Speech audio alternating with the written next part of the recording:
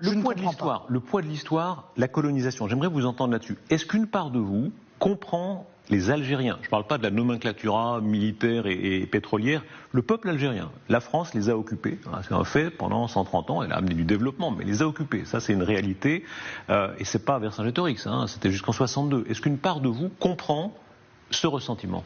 Non, mais moi, ce que je ne comprends pas, je veux dire franchement, c'est qu'en réalité, le peuple algérien ne vienne pas demander, et peut-être d'ailleurs un certain nombre le font quand on leur laisse la possibilité de le faire, des comptes à leurs dirigeants. Ça, c'est une chose.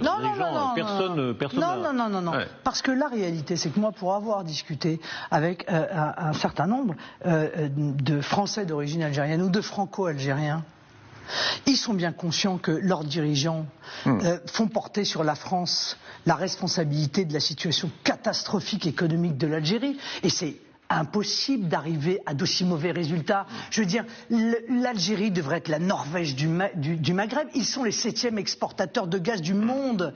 Ils sont assis sur une manne financière. Qu'est-ce qu'ils en ont fait? Ils ont un niveau de chômage qui est délirant. Ils ont un peuple qui est sacrifié, une jeunesse qui n'a aucun avenir. C'est de la faute des dirigeants algériens. Oui, mais il y a des passifs. Et ça n'est pas de la faute de la France, 60 ans après. Vous savez très bien qu'il y a des passifs, il y a des crimes de guerre algériens et français, les deux, des deux côtés. Voilà, ce passif-là, est-ce que ça doit nécessiter une forme d'excuse à un moment donné ou vous le refusez absolument? Non, mais écoutez, si on a réussi honnêtement à faire la paix avec l'Allemagne, on devrait quand même réussir à faire ça avec l'Algérie. Pourquoi on ne peut pas le faire? On ne peut pas le faire parce que nous avons nos dirigeants qui sont faibles et englués dans la repentance, et nous avons des dirigeants algériens qui planquent leurs propres carences et leur propre incompétence et les souffrances qu'ils font vivre à leur peuple, qui les font porter en réalité sur la responsabilité de la France, qui n'a aucune responsabilité dans cette situation. Aucune.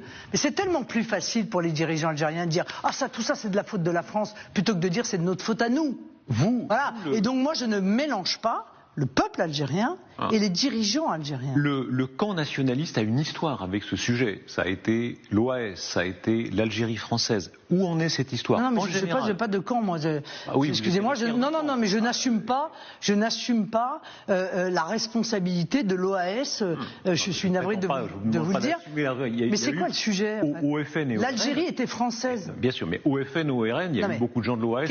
C'est pas. Non, mais question. L'Algérie était française. Absolument. François Mitterrand. Est-ce que l'on peut condamner des gens qui ont souhaité que l'Algérie reste française?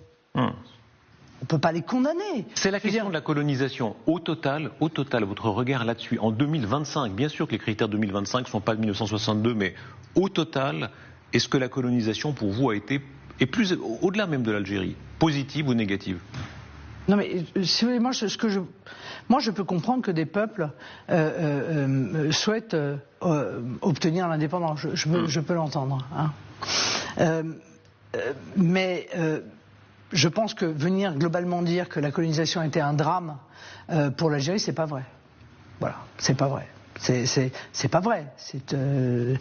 Économiquement, en termes d'infrastructures, etc., la France a apporté à l'Algérie un capital qui aurait dû lui permettre d'ailleurs encore une fois de se développer et de devenir, comme je l'ai dit, la Norvège du Maghreb. Ils ne l'ont pas fait. Voilà. Et c'est bien regrettable parce que c'est le peuple algérien qui en est la première victime. Et que fait le peuple algérien qui a obtenu son indépendance? Plutôt que de travailler à construire la richesse de leur pays, eh bien en réalité ils partent, ils fuient, ils s'en vont. Et ils s'en vont entre autres en France. Et c'est un constat d'échec pour les dirigeants algériens qui est monstrueux.